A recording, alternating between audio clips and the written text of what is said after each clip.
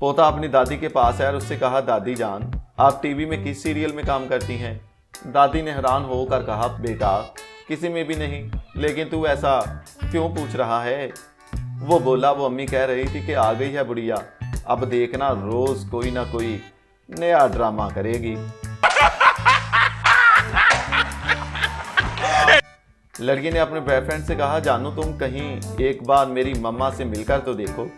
आगे से लड़के ने जवाब दिया, नहीं, तुम मेरे दिल में ऐसे बस गई हो कि मैं तुम्हारे अलावा दूसरी के बारे में सोच भी नहीं सकता।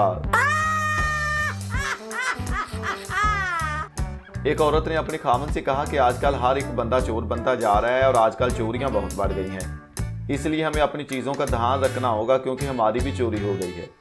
ये सुनकर उसके खामन ने बोला कि किसने चोरी की है? तो उसकी बीवी ने कहा कि ये पता नहीं, लेकिन हमारे वो पर्दे चोरी हो गए हैं जो कि हम गोवा के होटल से चोरी करके लाए थे।